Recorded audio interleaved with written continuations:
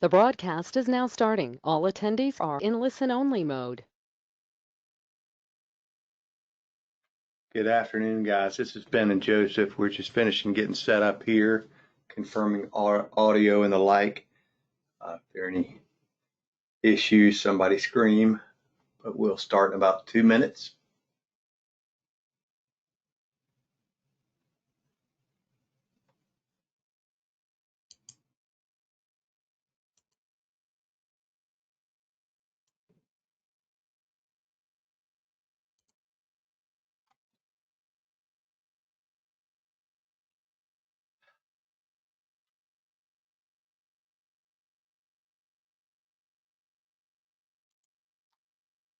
Give it about another minute. We got a few more folks to join us, but it looks like we got a great crowd today.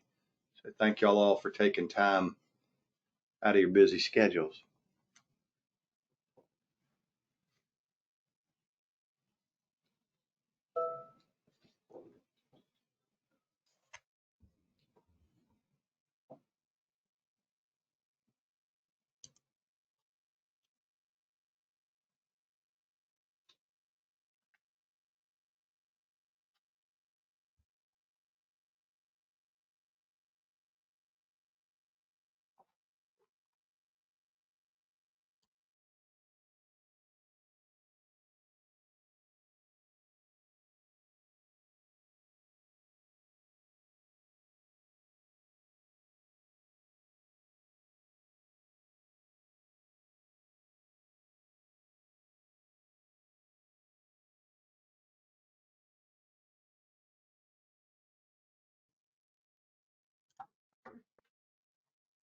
Good afternoon.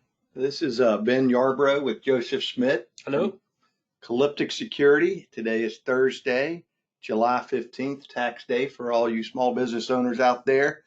And we're excited to share with you our roadmap check-in and update how far we've gotten. Yeah. I say it's fair to say our dev team's been pretty busy over the last little bit, right, Joseph? Very busy. Very proud of them. Really attentive to the feedback that we've gotten that we shared at the beginning of the year with the roadmap.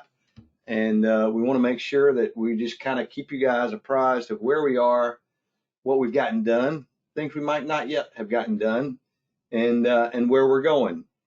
We want to make sure that our roadmap is your roadmap for business, for security, and our partnership. And for that, we appreciate that guidance every day. So to that end, we're going to hit a quick agenda. We'll do a really brief update on our mission and journey for the newer partners with us.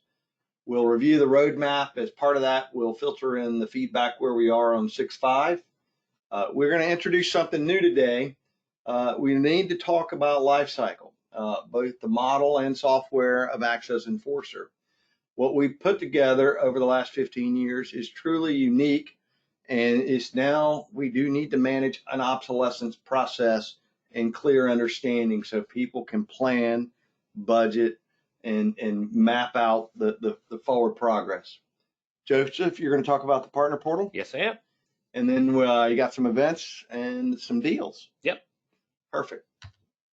So just remember, our focus is small business, small organizations in the United States and Canada. We are looking to build advanced cybersecurity that is easy, secure, affordable, and just works. We're trying to put the control and power of technology back in the hands of small business owners so that they can get the return on investment they need to compete and to continue to drive our nations forward with their significant contribution. Small businesses, there are over 5 million of them out there. We're one of them. You're one of them. You represent the engine of America, and really we depend on each other. And so the security that is needed in the small business space is unique in the sense that the requirements, both financially, intellectually, aptitude, understanding of all these different things, and just the tools need to be built for small business. And that's what we're about doing.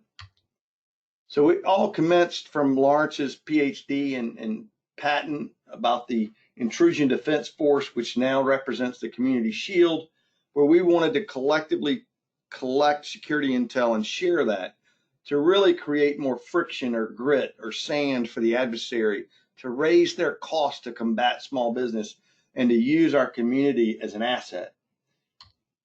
It's been a long journey, but we continue to build on that purpose day after day with the feedback and commitment of our partners and customers, all the way from back in the novel theory concept in the early 2000 period, pre 9/11 in all honesty. And now here we are in 2023, bringing state-of-the-art web filtering, Community Shield, got a new patent with Gatekeeper, expanded feeds, and really all while the big guys out there have been talking about theory and policy, we've been down in the weeds building the solution. So while they've been telling us what to do, we've been figuring out how to do it. And I think that's a really big thing that needs to be understood. So as you look at our roadmap and what we've built and where we're going, we are focused on that mission, and we're not going to shy away from that mission.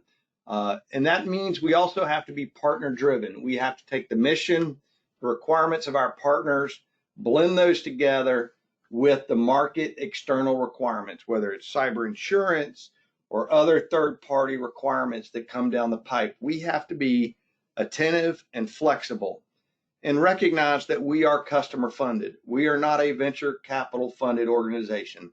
So when you talk to the principals and the leaders in our organization, you are talking to decision makers. You are talking to people that can hear your needs and help make that happen if we can.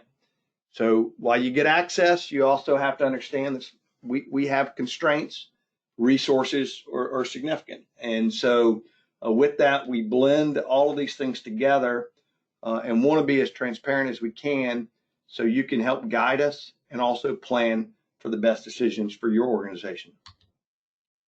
So this is my public service reminder. So Gatekeeper is better than a VPN. In fact, it replaces VPN clients.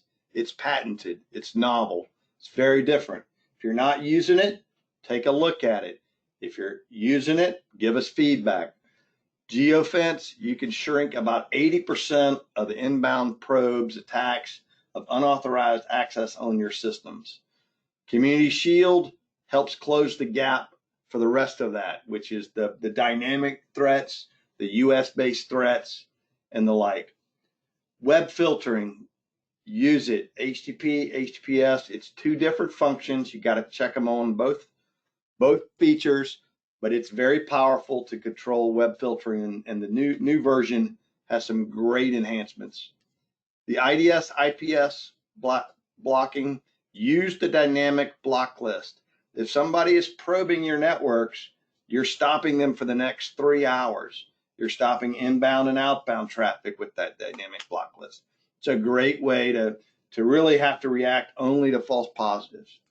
If you're not doing it, use multi-factor, use it on the box, use it on the other tools, use Gatekeeper. It brings multi-factor to any inside system that you access, whether it's RDP, SSH, or an HTTPS server like a Synology NAS or a camera. And get current. The current version available is 6.5.1, and upgrade your hardware. We're going to talk a little bit about the need to do that. So again, our objectives are pretty straightforward. We want to reduce our partner cost and help you save time to deliver the best security you can for small business. That means shrinking your attack surface first and foremost. Don't let the bad guys have unauthorized, unvetted, uncontrolled, unrestricted access to your systems, whether that's the edge system or something on the inside. Small businesses have advantages. Use them. Currently, about 66% of our partners' sites are using Geofence. The others are not. It takes 5 clicks. Use it. So the next thing we want to do is continue to identify and stop the attacks. Stop that unauthorized probe, the 0-day vulnerability access, the attempts to see what systems you're running, what ports are open. And then if something is attacked, we want to detect it and prevent it. That's both inbound and outbound. So we're looking ahead. We're at 6.5.1 now. We've already got guys working on 7.0 and mapping out 7.1 and 7.2. So we have a lot coming down the pipe. Whew, it's a lot, right, Joseph? Yes. So thanks for letting me get you guys up to date on that. So 6.5. So we got some major highlights here on the web filtering, which again is HTTPS and HTTP. We've partnered with OpenText, very large software company out of Canada. They have a platform called BrightCloud, which is their threat intelligence offering, and it includes their web filtering categories. We'll get into the details here, but we've outsourced to that in 6.5. There's no added cost for this, guys. I looked up the Palo Alto charge for just the web filter from BrightCloud. What is it? It was high. I'm not going to lie. It was very high. So we've included it here because our mission again is to bring the right package so you don't have to nickel and dime your customers, and we don't want to nickel and dime you, but we want to deliver that, right? The next thing we've added is Zeek. Zeek, it now powers the connection monitor. Historically, the connection monitor, I think, was only 5 minutes. Only 5, yeah. Yeah, so you got a 5-minute snapshot on an archive held on the hard drive if we needed it for forensics. Now Zeek collects data and logs that on every single connection in or out to a monitored subnet. So it's very powerful. It's an open source tool powered by the Department of Energy. We'll talk a little more about that. Multi-WAN improvements, we've made some stability pieces there to pick up the crossover, the failover, and so forth. We've added network alerts for Calyptix VPN clients, so you can now make sure you've got the visibility into those events.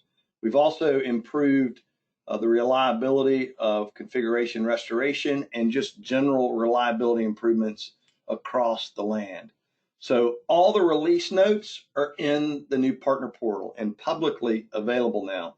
So we are really exposing a lot more information publicly today in the portal, but some we will continue to keep behind authentication. So there are 2 sets of change logs, right, Joseph? Yeah, 650 and 651. So you'll note the release date on the 650 was in April. We paused the rollout after about a 10 or 15% rollout to fix a few things, also to add some new things. And so now we're back pushing out 651. So when you look at the release notes, there's a little note there, but it's a combined 6.5, which but we want to be transparent about that path. So the first one is the web filter. Back in January, we told you we were going to add this with 2 phases.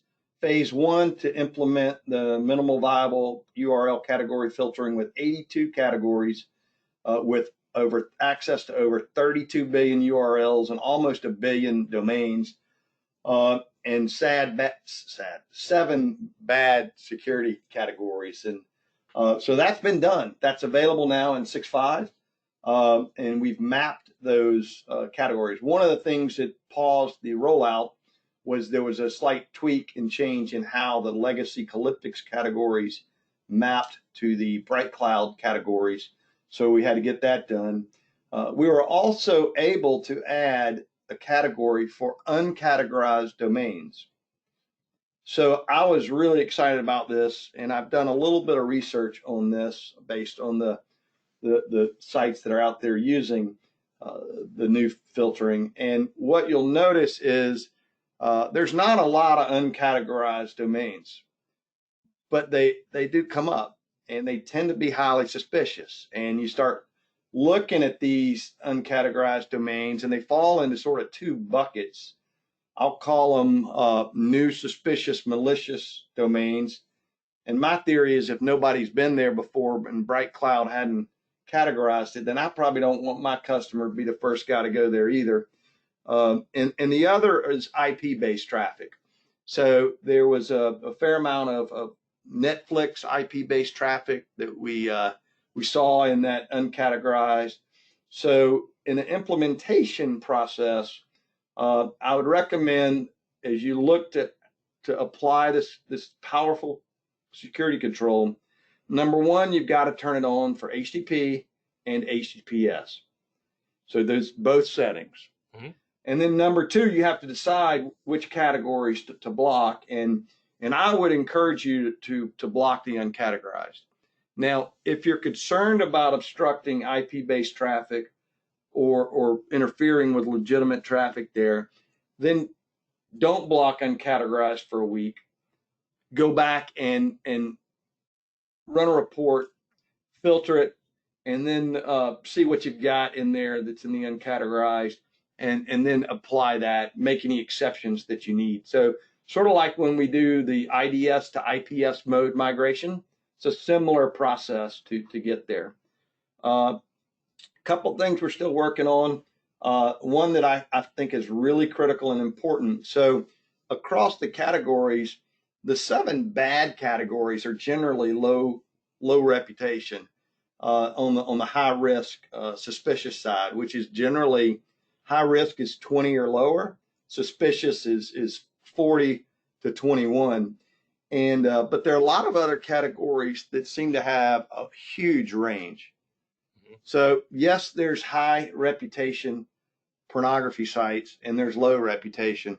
So depending on how you filter, I think it's going to be important that we enable the ability to use that reputation score as another cross section of the allowed web traffic, and really want to enable that blocking of suspicious and high risk traffic. And then the other thing is to expand the API integration for the configuration for our cloud management tool that we built. So currently there is some basic configurability in that, but doesn't extend to the nitty-gritty details for the web filtering. So if you're not doing any web filtering, I encourage you to look at this. Now this is going to lead into our end of life discussion, Joseph. Yes. Because there's a technical limitation on the HTTPS filter based on the hardware resources of the devices. Yes. So when we built, what are they called? Workers? Worker processes. Okay.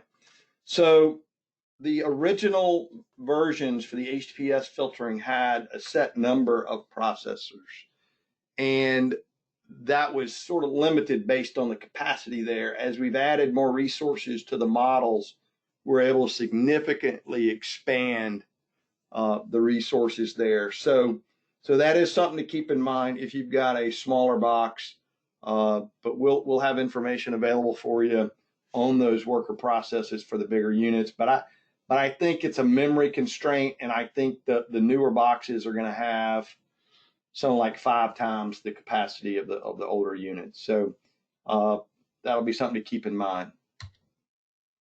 So on Zeek, what we set out to do was to take Zeek, the open source tool, log collecting network tool, get it to run on OpenBSD, which is our operating system, get it to run in a secure manner. So I think the guys did some work so that it doesn't run as root, so it is a more it's not just a brazen throw it on the box. There's a real thoughtful implementation there. And then we had to decide what models is going to be on by default. Now it's in version 6.5, and all the current models are eligible for the 6.5 upgrade.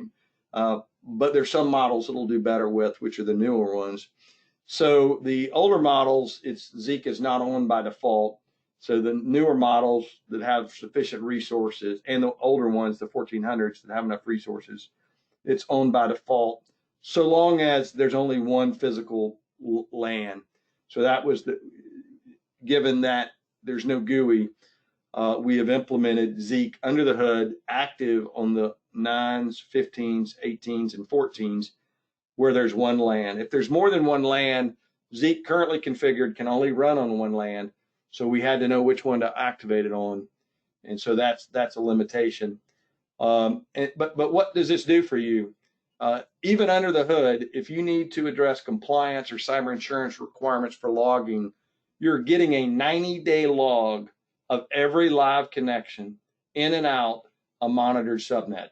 So that's every single source destination, the amount of packets, if it's DNS request or if it's ACP or an SSL or SSH, additional information. So go check out zeek.org and you can learn about the logs it's collecting. And so that's in 6.5, and that's gone well. And so the next phase in the Zeek development will be to give you visibility and configurability of that tool so that you'll be able to determine what LAN or VLAN it's listening on. And you'll also have the ability to export logs over some time frame and possibly some other parameters. And then also set an archive policy. So is it a 30-day, 60-day, 90-day?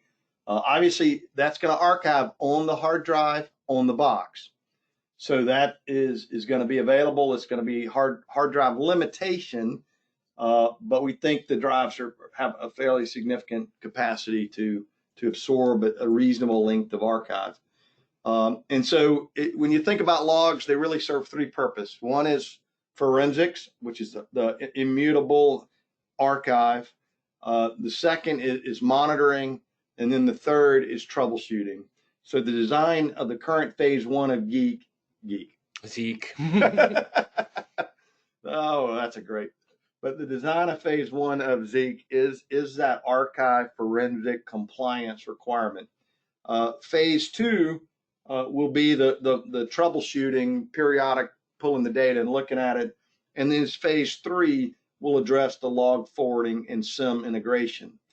As we've got a lot of partners looking at SIM and network detection and monitoring, or XDR, as you get into that investigation, we need transparency on what you're looking at. We have several partners that have approached us with some solutions, and we're excited to start investigating because not all of them are going to be geared to take Zeek logs. The volume of Zeek logs, it's not your traditional firewall forwarding of logs. It is voluminous, depending on the activity of the network. And they may tell you they're doing everything, but we need to find out what they're really going to do with those logs if you're going to get the monitoring that you think you're going to get. So that's kind of where Zeek is, and we're looking forward to significant advancements here. There's another company, if you're interested in Zeek, that I'd encourage you to look at what they're doing. Zeek.org, again, is an open source community funded by the Department of Energy Labs. There's another company called CoreSite, which is a venture-backed company. They raised about 500 million. Yeah. And they are working with the Fortune 50, Fortune 100 companies to provide a Zeek-based network monitoring solution. It's a bit more expensive. It's not included for your monthly subscription from them. I think it starts at, is it 20 grand? I think it's about 20 grand, honestly, per sensor. And it's a separate sensor, but it's so there's a lot of value here. Cloud Manager. So this has been asked for a long time. This brings together quite a few different pieces. It brings together the API that's been built inside your AccessEnforcer. It brings together a secure portal for you to log in, and it brings together a connector to the current partner portal to pull over your units, and then it gives you a capability of looking at your box configurations, comparing them, and then rolling out changes. So this is in development, but in terms of what has been completed to date are basic configuration changes. So the CCM client communicates with a persistent connection to the Cloud Manager, and it will allow for IP list management, which will allow for getting more aggressive with a community shield, potentially remediating false positives there in both the block and allow list as well as the dynamic block list. Basic settings for web filter, IDS, IPS, geofence settings, remote management settings, and the baseline comparisons. All that is available, and they're working on the GUI now. So we can't make this accessible for you guys until we complete phase two, which is the UI and the partner portal integration. So that's what's currently in process.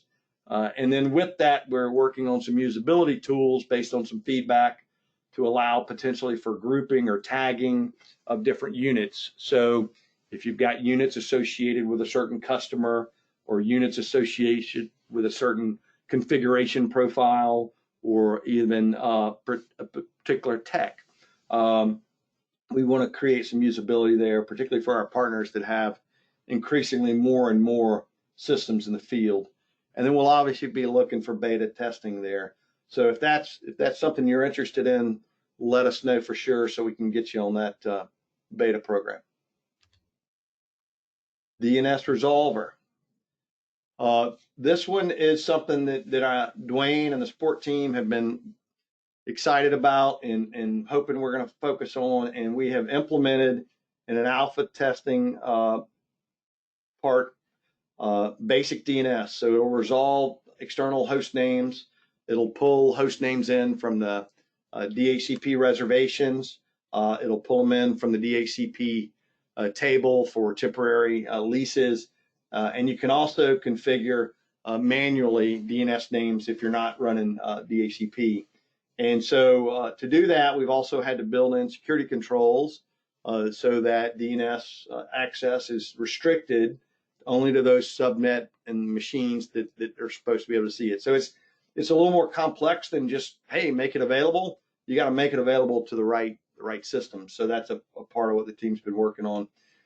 So that's and then once that basic DNS is available, then the opportunity will be to extend it and integrate it with other security and control features within AccessEnforcer. So that's moved pretty rapidly. So we're excited about this component. Community Shield, here's a brief update. So yesterday we had a little under 28,000 entries in the system. Mm-hmm. And that represented a little over 16 million unique IP addresses. And when you look over on the far right, you'll see that most of the events are coming out of the US, which is sort of what we hope this would do, right? Is that you've got geofence out there stopping the international stuff, and that these IPs that are being leased or compromised domestically, we'd pick those up. So a lot of it is in the US. There's also a lot of it's coming out of China as well. Russia, no surprise there. And then you could see that the feed counts. These are the entry counts, not the IP counts. Most of our organic feeds that come out of our community are unique. So that 16,101 over there, that's probably close to a one-to-one mapping. And then on the external threat feeds, a number of those actually provide for CIDR ranges, so they're a bit bigger than just the one-to-one. But those are, there. And again, that blocks inbound and outbound traffic. We've added the report notifications on the daily threat report if you've got really suspicious activity. And we've got 3 different event notifications that would be generated: the C2 traffic, or excessive outbound events, or excessive IP addresses. And those generate those emails about every 30 minutes now. That's sort of the query period for that service. In terms of what we've done there, we've made significant improvements for the reliability of processing the bits and working on the false positives. We've also started looking at expanding the feeds. It's not yet been done, but as we add the web filtering, we want to be able to pull the IPs that are associated with that malicious or suspicious traffic, and also roll them into the feeds. So in terms of other things that are on the docket, we have some new hardware platforms that we're investigating. At this point, these are larger hardware platforms looking at multi-gig capability, and so we're working on that. We're also working on the event log forwarding, and this is not the Zeek log forwarding, but more just the network alerts and logins and things like that. So that's where people are obviously want to engage with a SIM service or SOC service, and we want to help you be able to forward those. Then the other is expanding the event notifications. We're evaluating how to do that, similar to the C2 traffic or the excessive IPs. And of course, what underlies a lot of this is driving to the current version of OpenBSD, our underlying operating system. We're currently, the community there is at 7.2. They'll be soon to release 7.3, and that's like chasing the windmill. It's every 6 months a new version. I guess that's good and bad, right, Joseph? Yeah. Yeah. So it's We're kind of targeting 7.2. It's quite likely we could be at 7.3 by the time we get the next version out. But that's kind of what we're always on the table. Another piece that continues to be of interest is what we call rapid response, which is a much faster update for Community Shield. And as I mentioned before, that kind of goes hand in hand with the CCM, the Cloud Console, because if we get too aggressive with the Community Shield and you can't remediate it, and we've created a problem you guys can't solve. And that's one that we don't want to do. But we believe that with the management capability that CCM will provide you, that we can start to get more rapid with the Community Shield data, and really give you a much more dynamic protection on the events that we're detecting. Some time ago when I started looking at it, it's about half of the IPs are used in less than a day, and about half the IPs, these bad guys use them over and over again. So there is a real short-lived window, but if we can really shrink that detect and deploy gap to near real time, which it's doable, that will be really, really exciting. So that's obviously we're driving towards that. Takes a lot of bits and pieces in place to not make a disaster. The other couple things, software bill of materials is about providing more transparency about what is the code in your box so that you know it's up to date and you're comfortable with that. And again, extending the API elements for the CCM tool. There's one tool that we've had a request for, and a couple of folks have been interested in this, that we have not made as much progress as we'd like, and that's the Night Watch. Essentially, it requires a new chronological type mechanism to use, and then build that, and then apply it with a GUI design to allow you to disable various rules or port forwarding access based on a cron type table. We do think, I personally think it could be very effective to reduce this attack vector, from a chronological perspective, from hours of the day. If you've got a system that's only needs to be accessed from 7 a.m. to 10 p.m., if you can cut down that exposure by half, that's actually real reduction of exposure.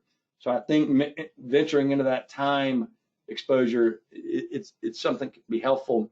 It's just a resource and time constraint, no pun intended, for us to get there. But that remains on the docket.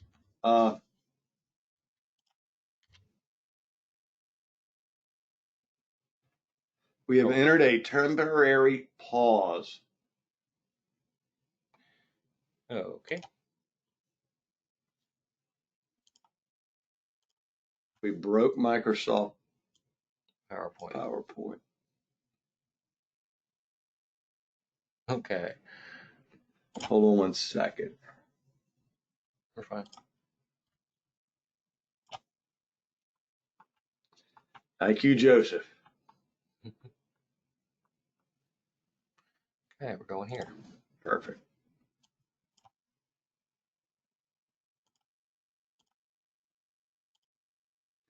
Outstanding.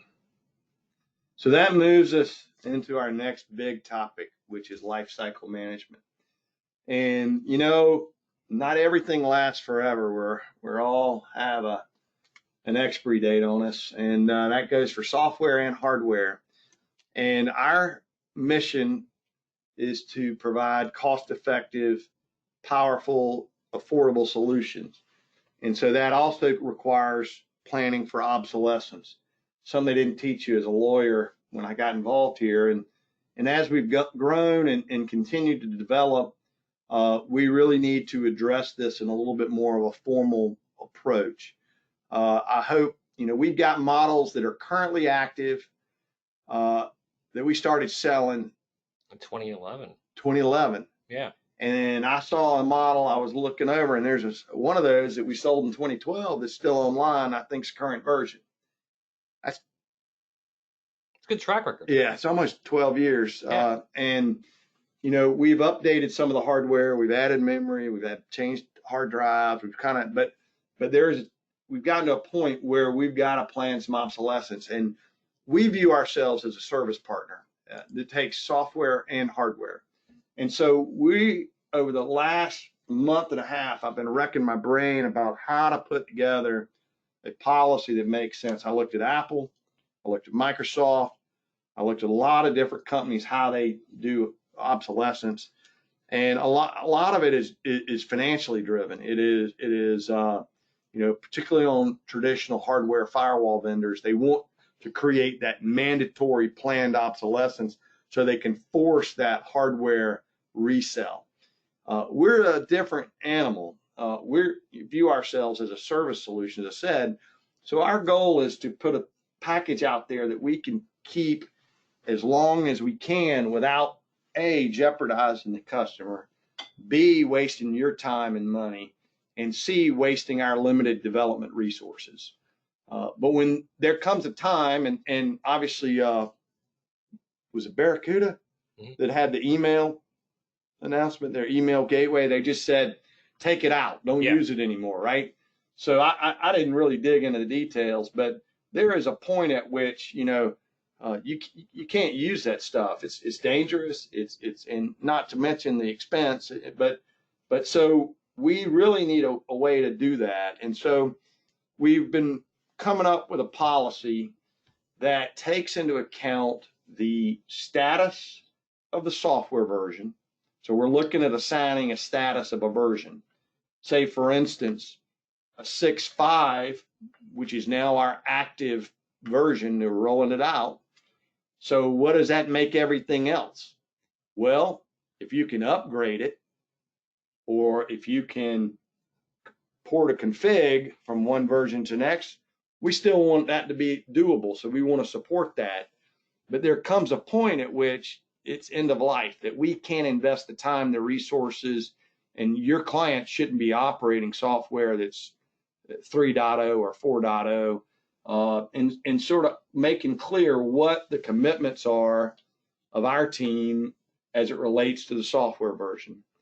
And so that's one half of the equation here, is the software for your AccessEnforcer, which hopefully one day will be virtual. And then there's the model, right? And the model is the current delivery mechanism, the hardware. And if it's current, it's available. It should be able to run the current active software and so forth. But once it gets to a point that we don't think we can push it anymore, we're going to have to specify it's going into sale. That means we're selling out of it, and we're going to tell you the last version that it can support. Now, that'll be an active version. We won't tell you that you've got a model that can't support an active version, but it's likely that next active version is going to get phased out at some point. So 6.5 is, if you've got a box at 6.5 and that box is end of sale, then what we're looking at is it's not going to be a path to a 7.0, but we're going to want to keep that version supported and patched and maintained from a security perspective. But that 15-year history of evolving our solution automatically with upgrades and enhancements and new features is going to come to an end, because we can't keep bringing the same piece of hardware current. And we don't, so we're looking at the current fleet, and we're looking at things like, when did you buy it? How long ago is it get shipped? What software version is it? How much memory has it got? And we're looking at a clear path, to go end of sale and end of life on some of these older solutions. And it's, we want feedback on that. But we're working hard to create a transparent policy so you guys can plan, budget, and inform your customers and make the best decisions for your businesses. But that's kind of where we are. And then the other, as we look into that, the other element of it is the market environment. And with COVID, we have experienced a significant hurdle, obstacle, challenge in inventory. We forward bought a lot of stuff. And because we went from a 12-week lead time to a 52-week lead time. And I'm happy to say we've had a really awesome fill rate from our product fulfillment team. They have worked their butts off to make sure that we have inventory to fill the needs. And when we're hearing other vendors don't have availability, makes me proud of our team. And the other thing we've seen is inflation by product substitution. Those smaller, less expensive models went to a 2-year back order. And that's by design because they know they can upsell the bigger models, make more money. So they're going to put less effort to get the smaller, lesser profitable models out the door. And the reality is we know we work with small businesses where resources are limited. So, trying to have those smaller models is really important. But this slide illustrates sort of this concept of an end of sale announcement when we would give you some lead time that a model's going to go end of sale. And so what's going to be the number one issue when that happens? Warranty, right? Yeah. So you'll have a period of time that you can extend your warranty, probably 60 days minimum. And then you can get up to another year if it's on an annual plan. And if it's on the monthly plan, we're going to look again at the purchase date to make sure you've got a very reasonable return on investment on that hardware and look for a very fair, equitable path to a new model.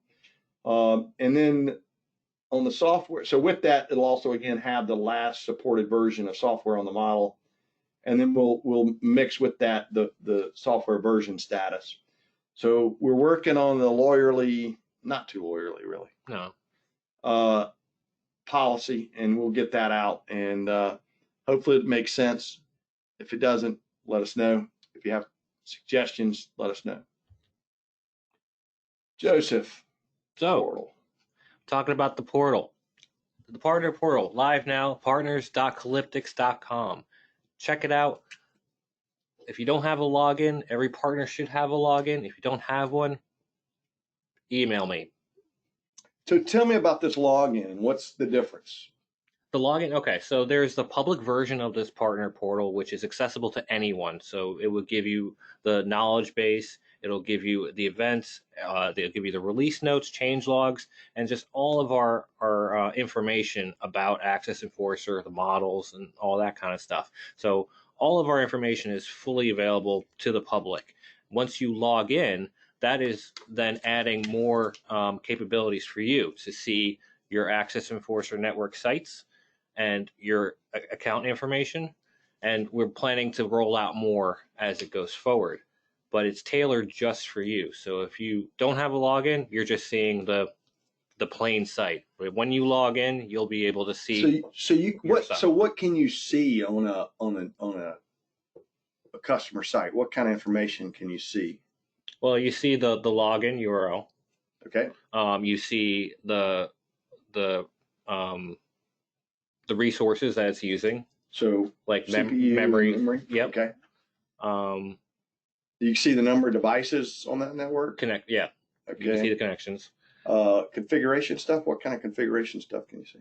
Not really. Well, you mean not the backup set? No, not the backup, but like what features? Can you see the features that are on? Yes, you could see geofence. You could see if IPS IDS is on. Mm-hmm. You can see if restricted management is on, and you can see a lot of the different features that are on each of those network sites. Okay. And can you see the emails that we were sending out?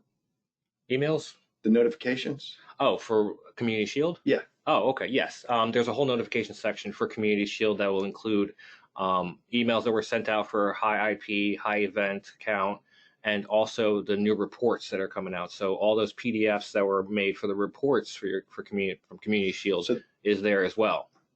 That's why you need a login. Yeah. yeah, guys. So if you don't have a login, get with Joseph. Get a login. So that brings us to the old partner portal. Now this is the portal has been around for a long time, and we need to retire it. So by the end of this month, we are going to retire the old partner portal, which means that if you do go to that link, we'll be forwarding you to the new partner portal. There's really not much more else to say about that. Really. Well, the old portal has a couple of things that we don't yet have, right? Well, not necessarily. So. Oh no, I'm thinking of SPS. Yes. My mistake. So the partner portal here had our knowledge base, event information, training resources, which are all into the new portal right now. What you're talking about is SPS, which is my.calyptix.com.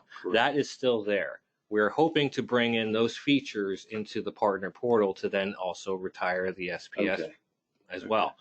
We're just not there yet. Right. Right. One of the pieces I think you were working on was some stuff is visible by any user in the portal, and I guess it's like the restricted partner content. Yes. So I will bring it to the next thing. So there's a couple things that that will be shown to partners, that admins, that generally won't be shown to the public. So there's things like partner deals, and then all the different account information for that. So you do need to log in for that. Okay. So there is a little bit of like, we don't show everything to just the general public. But that brings us to what is going to be going on further. Planned additions would be configuration backups, which we were just talking about that with SPS. Notification management. So who gets what Community Shield notification, as well as hardware like notifications via email. User and contact management. So you can add users to the partner portal, as well as change and add contacts to your account for people that work in your organization. And then case creation and RMA creation. This is something that's kind of a little further in the future, but we would like to put everything in one place to see, like, where is your RMA status? Is it shipping? Is it that kind of thing? Your case, all that stuff. Find out all the status on all that stuff. And then further on, we would like it if you can order and ship a device straight from the portal. That would probably be the easiest thing, one-stop shop for all of it. And then finally, as Ben pointed out before, with CCM, this would be the place to where you could see that and access that. So essentially, we are looking at this new partner portal as your centralized place to engage with us. And we really hope you'll take a few moments to dig in there and give us feedback, because it is the building block for you to see and manage your access enforcers from both the business side, support side, RMA, sales, as well as configuration and even the notifications for critical alerts. So as these things come together, it's a very powerful platform. It's built on Salesforce. So we don't expect you to live in there a lot right now, but as we add and enhance the capability, we think it will be a much more robust ecosystem for you to have visibility over your clients. So keep that in mind. Early feedback is really appreciated. And did you create a way for them to submit feedback? Yeah. So at the bottom right here, you see we have a feedback widget. So if you're logged in, if you scroll all the way to the bottom of the homepage, you'll see "Tell us what you think," because we really need to know. We really want to have like some kind of feedback to say this is not good, this is what we need, this is kind of stuff. And also what we see here is coming soon as a feedback request widget. And so that will be AccessEnforcer services and specific for any kind of feature that you see that we're not doing, or you just see someone else doing that you kind of need. Yeah. One other comment on this, we've had recently, we have a young man helping us here in the office. He's worked with us for 3 summers, and he's been calling partners and getting helping us update information that we're putting in, obviously, the portal to know what RMM tool you're using and what PSA tool or what endpoint detection solution. And, that information is very helpful to us. And if there are integration needs you have, or if there are obstacles, so that's, we hope you'll provide that information to us so that we can help serve you better. Ooh, that went wonky. Okay, so also in the partner portal we have the events calendar. We will be at the ASCII in Tampa, so next week. They got your bags packed, Ben? Got my bags packed, ready to roll. So Chris and Ben will be at the Tampa ASCII Edge event. If you're available, come say hi, talk to us. We love to see you at these events, and it's one place where, honestly, that you can help us meet the right people. As a small business, we all know that marketing and access to new customers is hard. And so when you guys are at these shows with us, number one, we love seeing you. It's awesome. The relationships we've built over 15 years are incredible. And the other is that you can tell us what you need. And then also, if there are folks that you think that we can help and that, they think you think we can help them, it's a great introduction. So, and as to those referrals, whether or not you do it at a show, or whether or not you do it with somebody at home, or whether or not you do it with somebody you're in a peer group with, or whether or not it's somebody across the country, we appreciate those referrals more than you ever know, and we respect them. We're not here to buy your referral. We don't want to buy it. If you think we do a good job and you trust us to help your friends and your peers, we appreciate those referrals with just beyond compare. So we thank you for those. And if you are available for any of these other events that are coming up here at the ASCII Edge, use code Calyptix, gives you a free ticket. So. And remember, if you're more than a certain mileage away, you get 50, a free hotel room. 50 miles. Yeah. So let us know if you're coming. Thanks. So that brings us to partner deals. Where are they and how can you see them? So once you're logged in, this is one of the elements that are shown to you when you log in. We have a summer promotion and a baker's dozen, and the baker's dozen is tied directly to an ASCII deal. So it's if you come to any one of those, you have access to that baker's dozen, which is 13 units, included with an NFR. The summer promotion is a little different, and so one thing, as we were talking about earlier, so when you log into the portal and you see the summer promotion, that means you're an admin user in the portal. If you have other folks working for you that you don't want to see the business details, we have some partners that the tech, the purchase price stuff is separate. Then they wouldn't see that. That's part of that contact management that the team's working on. So we're okay to show this deal right now. Yeah, absolutely. So this is the deal. Summer promotion for two. For just the 1,500, but you can buy one or two. So that's so on this deal. Let me share with you up front. So I was talking to you about that fulfillment.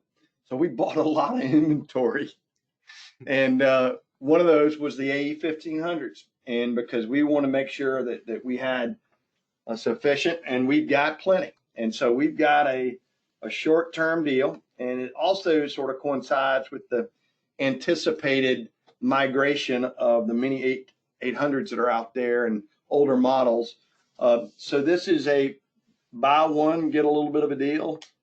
Buy two, get a little better deal. Yep. Buy them at a 3-year deal, get a great deal. And the effective price on the AE 1500 on a 3-year deal, if you do two of them, gets you down on a monthly basis really quite low.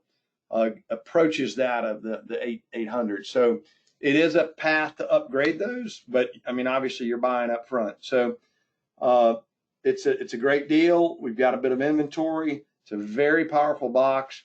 As you think about that end of sale, I think these run 16 gigs of RAM. Yeah. And like, I can't remember how many cores, but compared to the 800s, it's like it blows it away. It blows it away. I mean, it's a very, very powerful box. So when you're thinking about that return on investment from a hardware perspective, this is really a great platform to consider. Right. So I think that's it.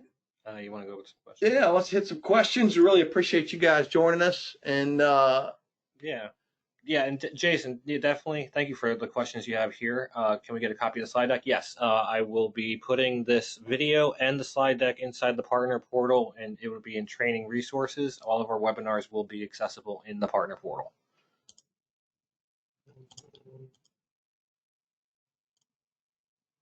so one question about Zeek able to monitor more than one LAN. We don't have a time for that. We have to evaluate. The team has looked at a couple of different approaches that may be capable. So the goal was to put out this tool in a usable way to solve a problem or a challenge. And what we found that most of our customers are operating in a single LAN, so we didn't want to hold back that tool. So there's going to be a couple different ways. One may be honestly generating a second instance of Zeek on a second interface, which guess what? That's going to take more resources. Oh yeah. Another way would be to change where Zeek listens, is my understanding, and that's a lot of dev time. So as we look at these different paths, we have to understand the different ways to solve the challenge. And this leads to another reason to buy a bigger box. Not trying to sell you, but that is a possibility to consider. So I hope that's a fair answer for you, Ken. Support here for the DNS resolver. Glad to hear that. That is coming very quickly, and they're doing great with that. Okay. All right. I don't see any more. Geofence. Let's see. Community Shield.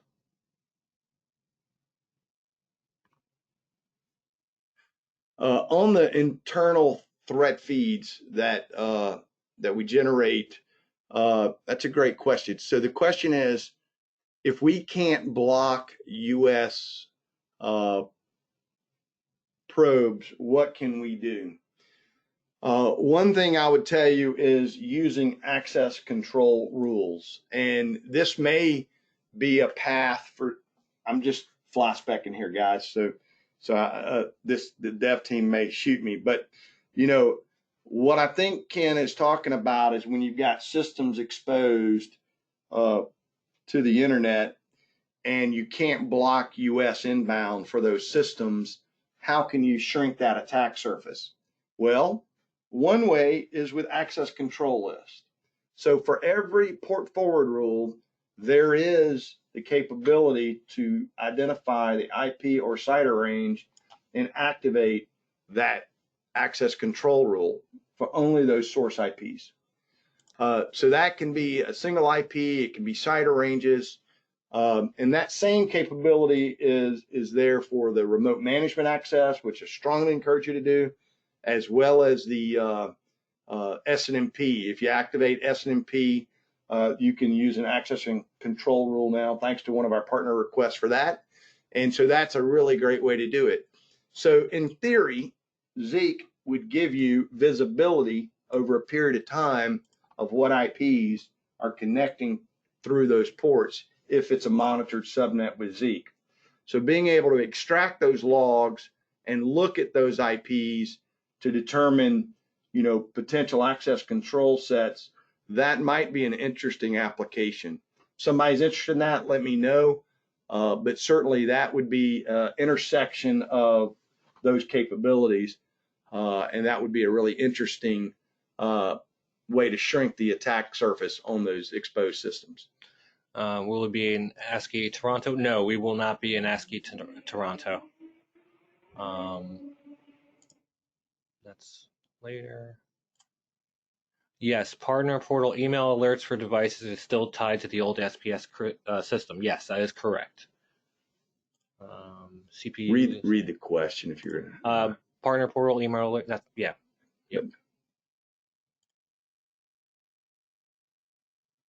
Thank you for the support, by the way. I'm glad you guys are enjoying the partner portal. And thank you for submitting your feature requests through the feature widget. So there's some requests for an email notification for subscription for when, I guess this is when new content is added to the portal. Can they subscribe to the new content? That's a great request. We'll look into that. So one of the things we are also looking at is organization of the content in the portal. In the old portal, we had sort of an index. This new functionality from Salesforce, that's a little less doable. So if you have suggestions on organization of content, that would be helpful as well.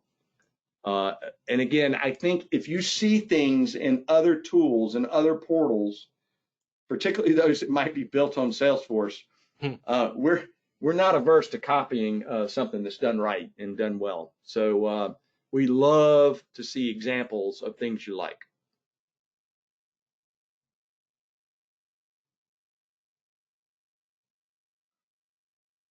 So the question here on Zeek, with Zeek, can you easily identify the internal IP address of a workstation that is accessing something bad? So that's a great question and a great use case. So the intersection of the event logs from your AccessEnforcer are going to be separate than the Zeek logs currently. So the event logs are going to be like IDS IPS event or web traffic blocks this source IP. But the idea would be to build in, I guess, a pivot with a filtering tool for your Zeek logs, so you could grab the connection data for that particular source IP. The Zeek logs will have both IP address and MAC address, which is something of a gap on the event logs because we operate at an application level and not the lower level, so that's harder to get. But certainly you can pivot from one to the other. And so that leads to sort of a usability case, which I think is a very good question.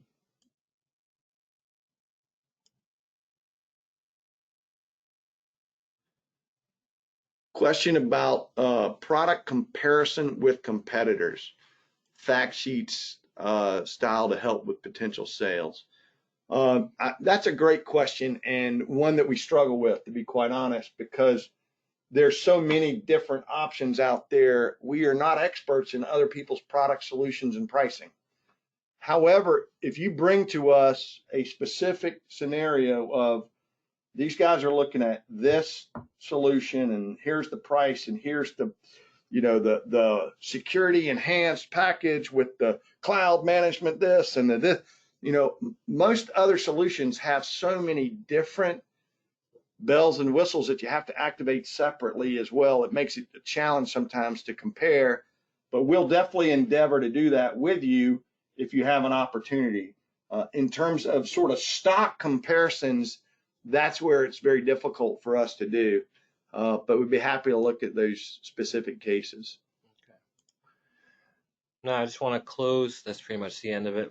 But I just want to close with the partner portal. If you don't have access to the partner portal, go to the partner portal. There's a link at the bottom that says don't have a login, contact Joseph. My email is in the link right there, and it's joseph.schmidt@calyptix.com.